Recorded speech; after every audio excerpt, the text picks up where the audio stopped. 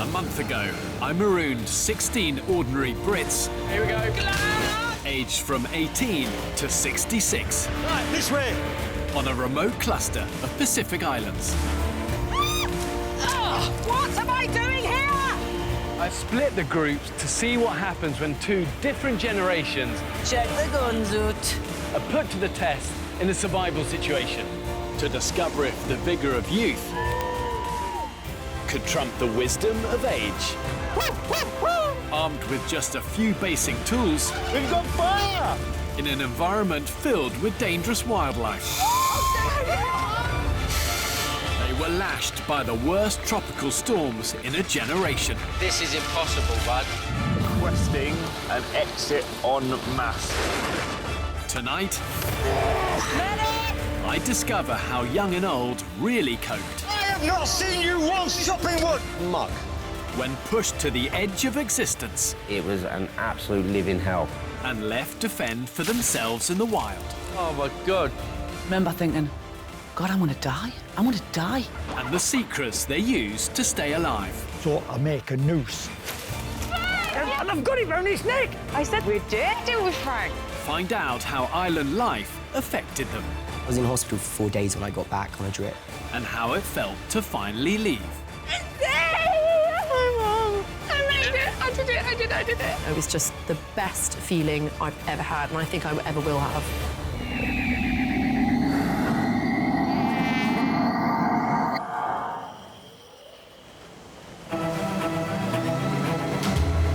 One month after dropping 16 people on the island, I returned to see who was left and how they survived. This has been the most brutal conditions any of the island survivors have ever had to encounter. I mean, just a few minutes ago, we said the remains of a tropical storm over there. This will have taken its toll.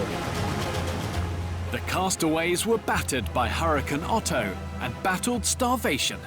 Welcome, John. Going home. Only 12 made it to the end. Well done, you guys. It's been a brutal, brutal season of the island. The worst weather we've ever seen. 21 days of torrential rain. It feels like I've been slapped every day. You know what? Straight off the bat, respect. Respect. Amazing. Really, genuinely. Thank you. Respect. OK, I'm going to get you guys give us a little tour of the camp, show us around. I dropped the young and old groups on 2 separate islands, but they joined camps and lived together after the first week. So this is our new kind of camp, permanent camp. So has this taken shape over the last few weeks, or...? Yeah. The first couple of nights, I didn't sleep. I was so uncomfortable. So whose bed is this? This is JT, Emma and I's bed. Can I try it? Yeah. And then I remember when we got our beds. That was the first night I slept through the whole night. And would it keep you dry? And it kept us definitely dry and... And you're off the ground. Yeah, it was nice having that security. OK, so what else are you showing me? I do have a construction background, an engineering background, and in Oldham, which is the best town in the whole world. And this is something I made in 2 days. This is a really decent shelter. You got good cover, you got a bit of privacy, you got that sea breeze. But when was this finished? About 2 weeks ago. By the end of their stay, the team had cracked the 3 camp essentials: beds off the ground, shower-proof shelters, and a roaring fire. Just say we kept the fire going for the whole 21 days that it rained, for the whole time period that we were here. That is the original fire. That is like... That has been... This, to me, looks like a well-prepared camp. You're ready for the enemy here. It's amazing. It really is. But 35 days ago, it was a very different story. I dropped them off as 2 groups, pitting the energy of youth. Here we go. I was so ready to like grab the bull by the horns and go for it. And then you pull up to them mangroves and you're like, shit. Against more experienced heads. OK, go, go, go. To discover if age made a difference to survival prospects. You focus on, oh, how am I going to cope with the physical side of it? But it's the mental side which was the hardest. The 18 to 30-year-olds managed to find a beach to camp on. But after the initial high, the harsh realities of survival kicked in. So fucking thirsty. They failed to light a fire for 4 whole days, so couldn't boil any water to make it safe to drink. Oh my God. That's dark. We were getting to the point where we were dangerously dehydrated and could be causing, if we went any further, irreversible damage to our kidneys. We were going to have to call the whole thing off.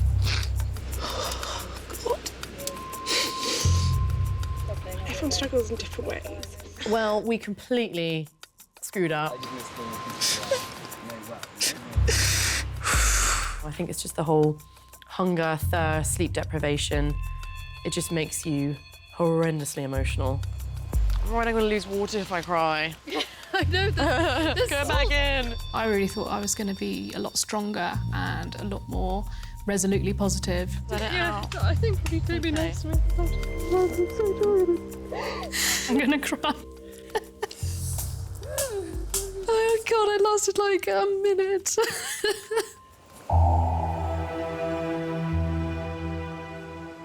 I got water! Absolutely fantastic. By comparison, the older group made an incredible start. Within like the first day, we'd pretty much conquered all the main things that everyone talks about: water, fire, bed off the ground. By establishing their camp quickly, they had plenty of time to keep their spirits up.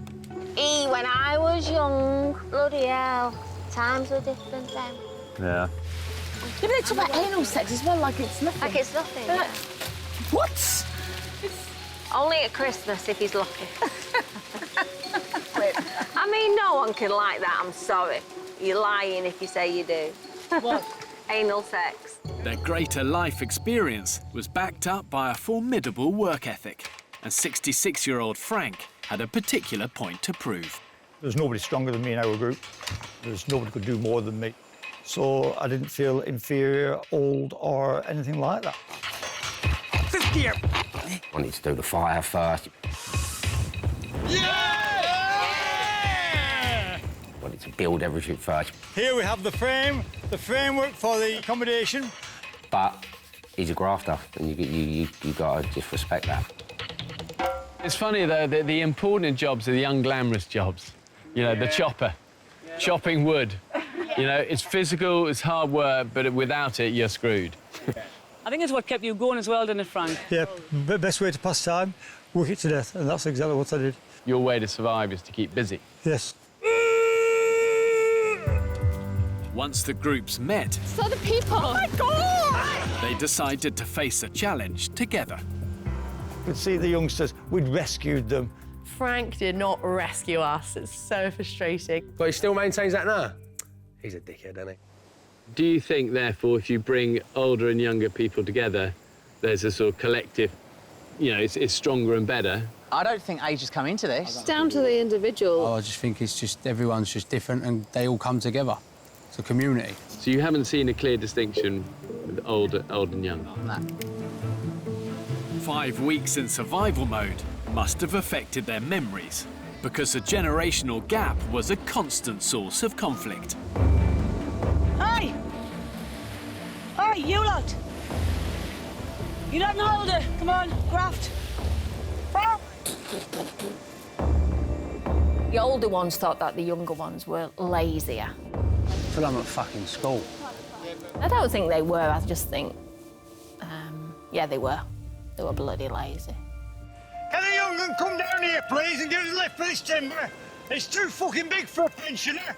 What was all the shouting about?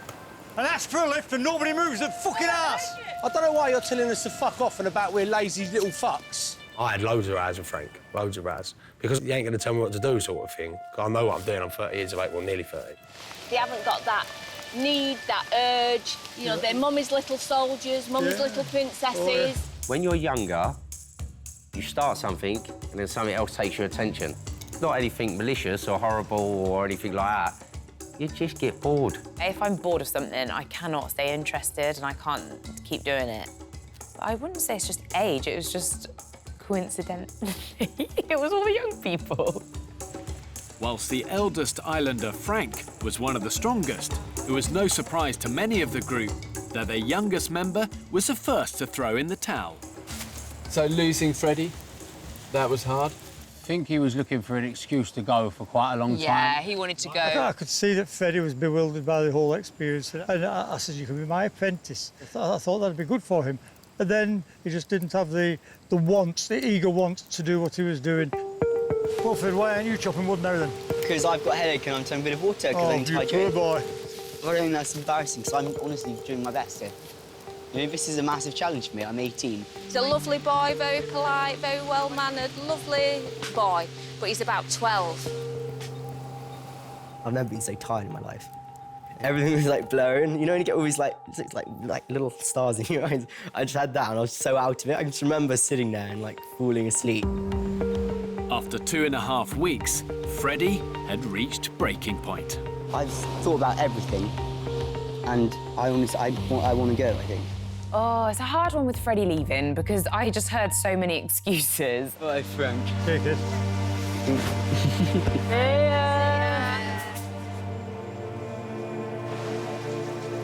That's it. Drag him on, that's it. I mean, I was in hospital for 4 days when I got back on a drip. I don't know.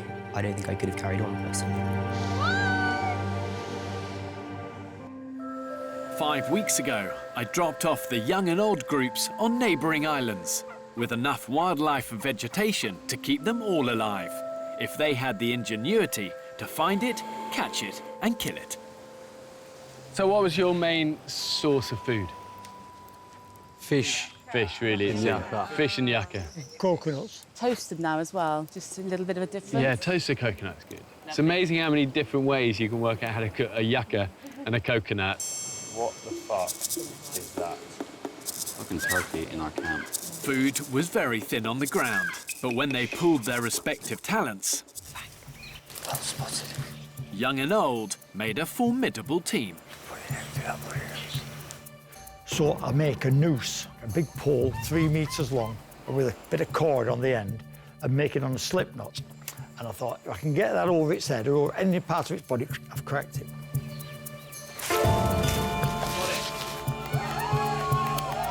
I pull it down and I've got it round its neck. I said we did it with Frank. Just cast it out.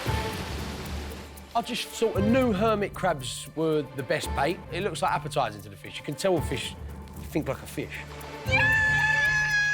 Together, they caught a richer, more diverse diet than any islanders before them. Cooked in a little bit of sea salt as well, seawater, so it should have a nice bit of taste in it. We were grilling on a liner off an old fridge, which is a piece of aluminium sheet which we'd found on the beach, and we'd scraped all the polyurethane off it, scrubbed it with sand, and then we were using that as a frying pan. When it came to food, it turned out that the islanders had contrasting appetites. Do you feel hungry all the time? I've never been hungry here, and that's what I'd love. Me and Jackie and Karen discussed, well, that's because we're the oldest, we're all 50. I wasn't hungry. I'm never not hungry. I'm like the biggest gannet in the bloody world. I love food. You know, that was one amazing thing. We weren't hungry. Well, I weren't hungry. Well, maybe there is an element of that. I don't know. How do you feel? I think there's a few of us. Starving. There's a few of us that are hungry constantly. Energy is so low. And we all felt that. I felt that massively. Ben Cooper was on you like a rat of a drain pipe. You left something there. It was on your plate before you even seen it. Oh, heaven. Me and Cags were a bit naughty all the time. When we were cooking food and stuff, we did kind of, you know, have a few pieces of yucca here and there. We had to sit down and eat our coconut round the corner. That is the extremes. This has got to. Very cheeky, but we did laugh about that a lot. Such a chicken. Thank you. There was one opportunity for a proper feast. I might scream. Try not to scream. I'm trying very hard. But I'm terrified. I need a nervous boat. Please don't scream. But first, they had to dispatch the island's most fearsome predator. So talk me through the caiman. It was the biggest thing I've ever seen in my life. We're like... She was holding it to the left and I was holding it to the right, and then Aaron came round and just literally pounced like Ray Mears onto this animal. That's £5 in the swear box. Oh my gosh. Bloody hell. Cayman, now that brought strangeness out in people. Hello, Dom! Dom, can you hear me, son? Watching people with a Cayman tail, but flattened out, and like going like that, thinking, what are you doing? I was like fish and chicken in one. Yeah, yeah. And they were chewing it as if they were like cannibals, as if there was like this, there was no tomorrow. And I was like, God, really?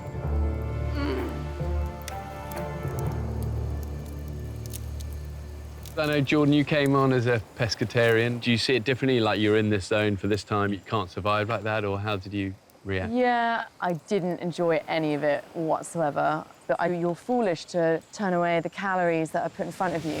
It's difficult to get. By like week 3 in, I genuinely didn't really I did care, but I pushed those thoughts aside for survival purposes. But I did feel guilty, yeah. You know what? Just have something to bite. Yeah. This is a proper chew. I think the thing I really enjoyed after eating the caiman was feeling like my guts were coming back to life. I could hear sort of stomach rumblings, and I burped. And those were things that I hadn't realised had stopped happening until they started happening again. Exotic foods and a different climate played havoc with people's digestion, and no islander was spared. If we have a big meal and I don't shit the next day, I'm going up there with a few fingers. Oh! Really? I'm pretty sure that there's a clog up there, and I need to declog. Oh! Is there any volunteers, Ben's asking? Like, every day, you would ask how people's bowel movements were. How's yours, Jagger? Still? Any movement? No movement. Yeah, how are you feeling today? Yep, great. Got the shits today? Yep, have you? Yep. I'm on my fourth spout of some serious diarrhea. I've just shit myself. You just shit yourself? Yeah, I farted, and we've been eating coconuts today because we had nothing to eat. Mate. And it's all fucking emptied, so... I think everyone shit themselves. Everyone did. Yeah, and I did. I didn't want to admit it on camera, but... I didn't poo for like 19 days, initially. So then when that came, bloody hell, all hell broke loose. Last night, I had to go in the sea in the pissing rain to have a diarrhea. These fish that bite you are all around me, and I'm splashing out. They were trying to eat me diarrhea. But half of me thought, oh, we could eat them. Come on! Problem with Karen is that the 2 pair of knickers that I was allowed to take on that island, I'd get up in the morning hoping to put a clean pair on to find that she'd pooed herself of the night and pinched my knickers off the washing line. And she thought it was funny. Full of shit. That's what my husband says I am. And I was on the island. The island had many hidden threats, from dangerous predators and poisonous vegetation to vicious riptides. He's going. Oh my God, oh my God, oh my God! Oh my God. Frank! Oh, Frank got washed away, the old sailor, which is a bit ironic. Right, mate. Yeah, job's good. But as in many survival situations, their biggest enemy was themselves. I'm holding it on. I think the main problem was people could have done dangerous things because they weren't thinking. Don't worry, just take a deep breath. And they just weren't expecting it to be as draining as it was. 1, 2, 3, 7. Oh, you! Imagine that you're wearing a suit made of lead.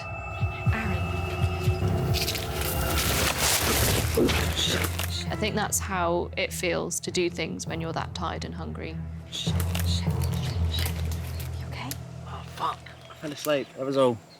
Looking after each other is fundamental to survival. But on this island, the group turned on one of their own. This is the first time that as a group you've collectively voted somebody or asked them to leave the island.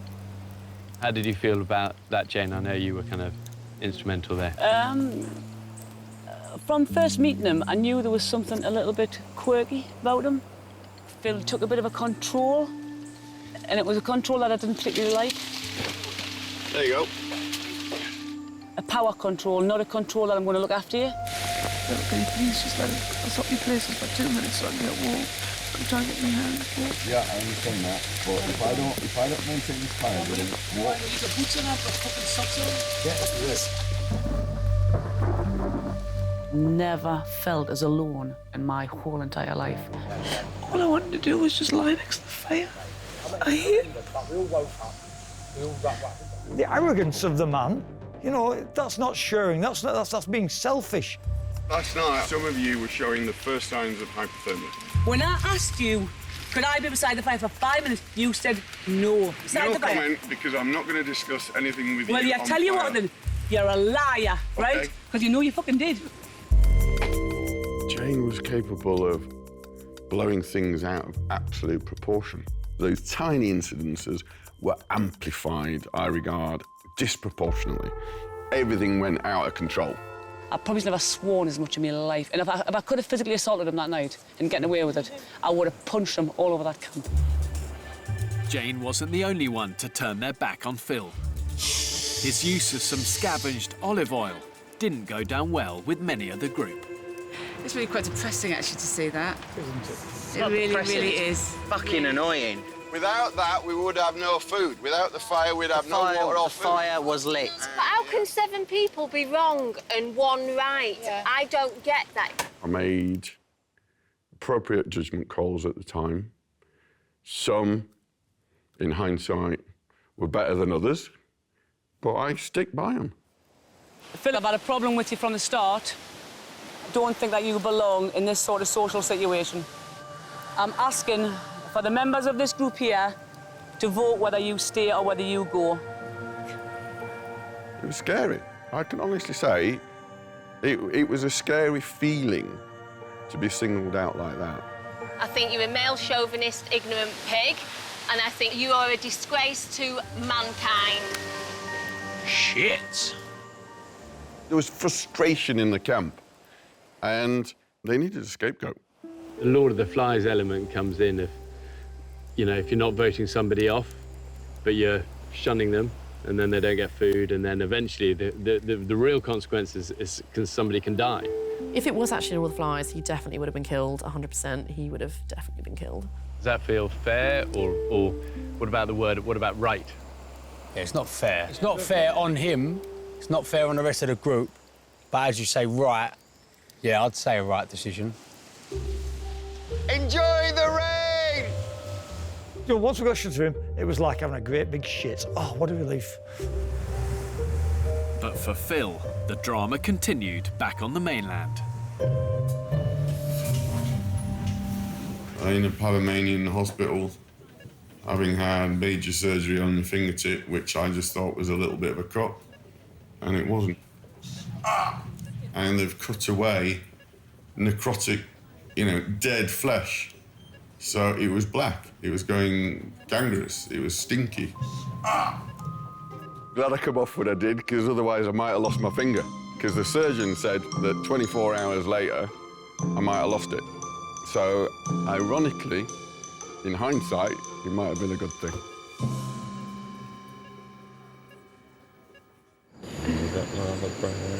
Pull your knickers down. Don't be silly, touch my wheelie, knees up mother brand.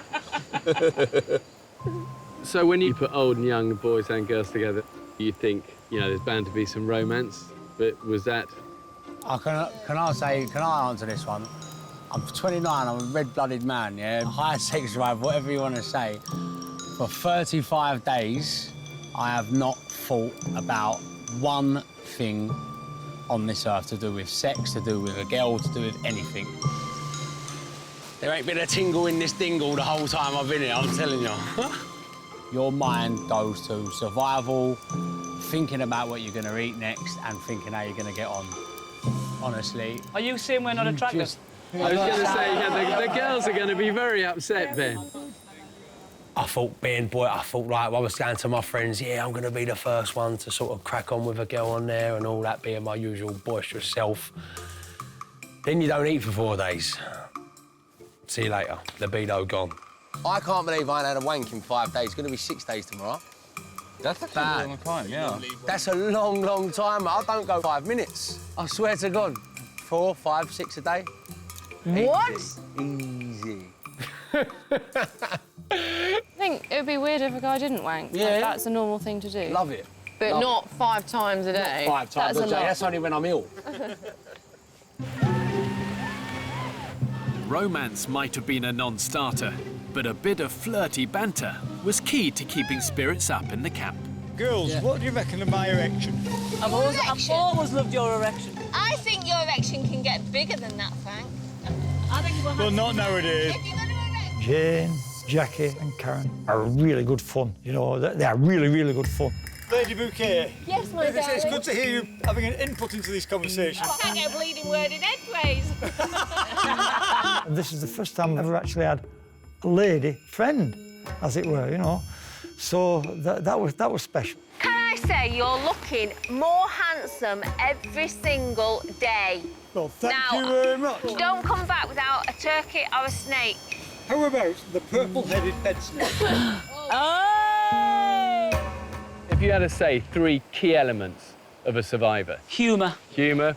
Yeah. And hard work. Resilience. Yeah. Yeah, I mean, you know, what I love is exactly the commando qualities. If you think of that positivity, determination, cheerfulness and adversity is what you're saying, humour. Yeah, we found that as well. Jay's sense of humour at the very beginning was amazing. Like, God's honest truth, she just had me in stitches, and without laughter, you'll cry. So she kept me going. Jade, you look forward to tonight, girl. Yeah, have a bit of coconut. All be sold with a bit of coconut, eh? She laughs all the time, but she demands a lot. Hey! Big thing for us in the younger group was surprisingly singing. Woo! When you call my name, it's like a little prayer down on my knees. We're louder than you. Take you there. It was the middle of the night, and we were all so happy. Oh my God, I got goosebumps. I can feel you down. Just call my breath. You know I'll take you there. There was a lot of singing on that island. None of us could sing for Toffee, though. Just call my breath. I'm gonna take you there. Oh. But even singing songs struggled to raise morale when the islanders were pushed to the limit by the worst local weather for 22 years. There'll be beaches, they said. It'll be fun, they Take said. bikini, they said. Nah. Get the first pitter-patter on the palms. Please stop, please don't go into a big stall. And then 5 minutes later, bang, heaven's open. I've had better times at a funeral, I'm telling you. The tropical rain wasn't just unpleasant, it caused flash floods that could have swept the camp away. So what did you do? Once we knew we was in trouble, everyone sort of got together and tried to dig ourselves out of it. Oh, mother of God. Did the trenches not work? They do work, but it's just the volume. I've sailed my yacht within 970 miles of the North Pole. I've sailed all the way around Cape Horn. I've climbed Kilimanjaro. There's nothing as difficult as what I've done on this island. The conditions were atrocious. After 20 days on the island, Hurricane Otto hit Panama, causing devastation across the region.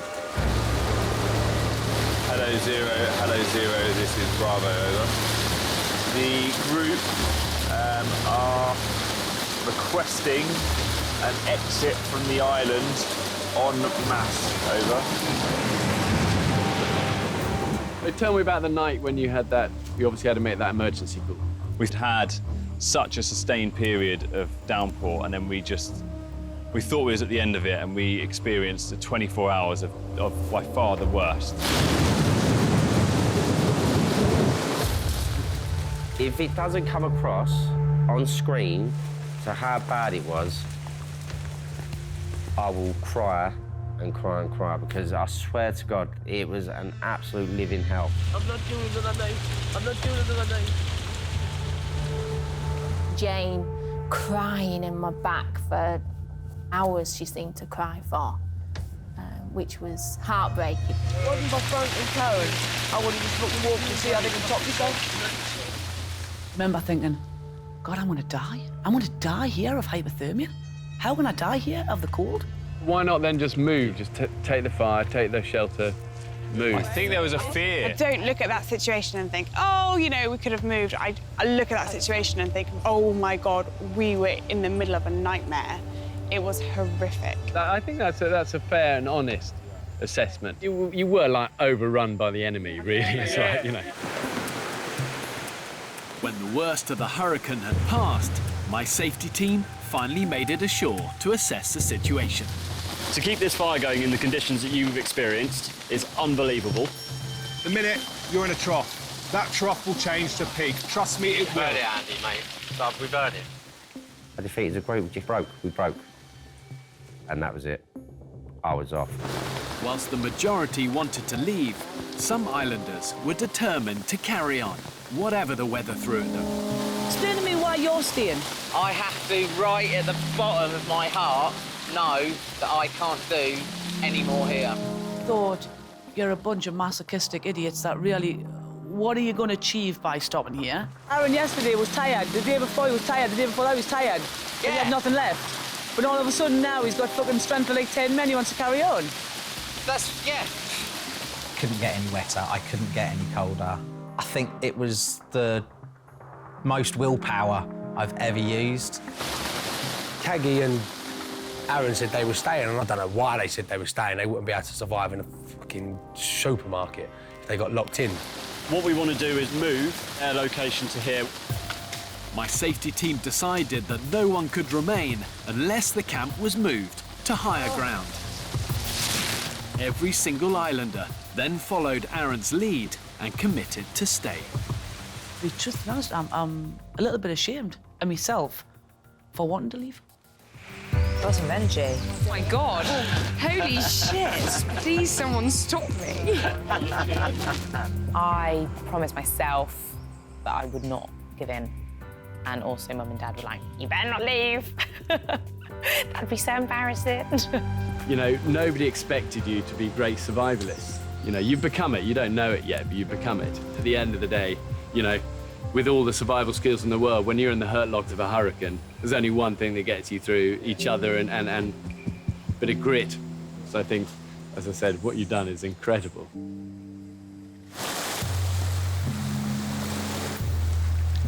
One of the key traits in a successful survivor is resourcefulness, and the islanders made good use of whatever they could lay their hands on. Bear, I've got you a present. Wow, Please that don't really... be too excited. I am excited. It's a sparkly bee for Bear, and it's a necklace. Thank you so much. You know what? I'll wear that with pride. Thank you. It's amazing what washes up on those beaches. Cags, I brought you a present here, look. Oh my God, I don't know where that's been. Get it away from me. It's a bit lightweight for a proper dildo. I take Doc Emma's word on it. I think it did get used for digging trenches. It's got just the right shape for a gully. So much shit. Oh, imagine if you found 2 empty cans of Coke or something. Oh, God. The beach is your supermarket. We all know that. We've worked that out. Flip-flops everywhere. Woo! And what's he wearing on his feet? Fucking flip-flops! It's actually quite shameful. You know, it makes you realise what we're actually doing to the planet. Despite living off what other people threw away, shut up. The islanders embraced much of their remote, simpler existence. Enjoyed sleeping under the trees, enjoyed listening, enjoyed watching the fireflies. There was magical times as well. On the island, there's no noise. The only noise is waves. And the trees. I loved it. I loved every minute of it. Oh, my God! Oh, my God! Turtle nest. Someone pointed out, oh, there's the eggs, and they was gonna go. They was getting washed away. There was no doubt about it. Saving the turtles, man. Oh, they're so soft. But just keep them up the right way, Jack, yeah? To dig a new little nest further away from the beach where they would survive. To carefully, me and Jackie, the mum and dad, pick every egg up singly, one by one. That was one of my favourite experiences. Exactly 40. Wow. That's all of them. Who the fuck gets to do this? I've just saved the fucking turtle's nest. I hope they did survive. Turtles are endangered, aren't they? Are they? They are, aren't they? Yeah. Turtles are endangered. Yeah, I knew that. The group might have learned to love their surroundings, but in the final 2 days, they were rocked when 2 of their most popular members were forced to leave the island. Karen was taken off under doctor's orders after not being able to eat during a prolonged bout of sickness. How are you this morning? I can't stop retching and, I mean, I shit in bed last night. I'm really sorry. I'm taking you off. I'm sorry. I had a nightmare with the food situation. Thought if I don't eat anything, then there's nothing to come out. But apparently it don't work that way. Love you to pieces. All right? We all do, yeah. It broke my heart to see her leaving so late in the game because she deserved to see it out to the end. Then, on the penultimate day, Jagger left the island because of a family bereavement. This morning has got to be the worst morning of this entire experience. So Jagger obviously has had to leave, and our hearts go out to him, being an incredible part of it all. Top man. The only way we got through was going, what would Jagger want right now? He'd want us to carry on, and that's the only way we did it. You grow a bond because you're with each other. You wake up with each other morning, noon, and night, and you do everything with each other. And that's how me and Jagger was. And it was hard. It was hard.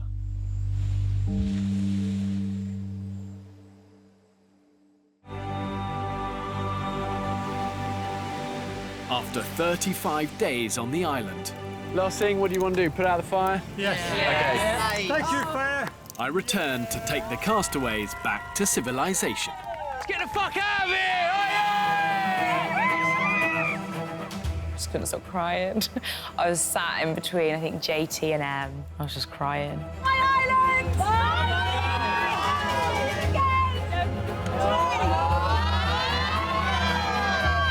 Honestly, it's all you dream of. I dreamt of that moment for, for a good month. It was just the best feeling I've ever had, and I think I ever will have. We did it, we did it, we did it, we did it. It was a huge relief. A relief but sadness, because you sort of like you've been your home for 5 weeks, they've been your family for 5 weeks. It was done. You're never going to do that again. Final respect to you guys. Really amazing.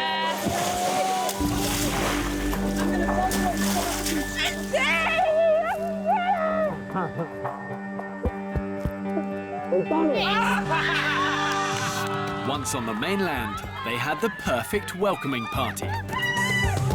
As Karen was back on her feet after 2 days of medical supervision. When I see these shows and you see us hugging and kissing and crying when somebody goes, I think, well, that's a lot of crap, that, But it's not. And I'm the biggest, strongest, hardest bloke you get when it comes to that, And I was really upset when she went. Did you catch that bloody alligator? Oh, yeah. Because you're still part of the group. Oh, yeah. There's a tooth from it. The islanders had survived on less than 300 calories a day, so I made sure they acclimatized slowly back to a normal diet. Oh my gosh, it's fruit! Sweetness is great. It's just the taste in your mouth. We have not had any flavour in 35 days. This is like an explosion. Each mouthful is orgasmic. It's incredible. It's fucking amazing, I'm not gonna lie.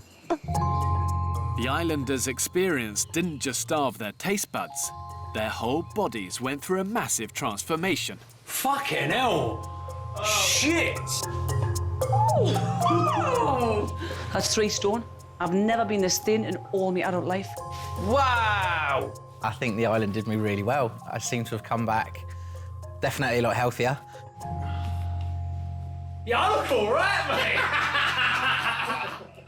Yes, in the gym, in the gym. Oh my God.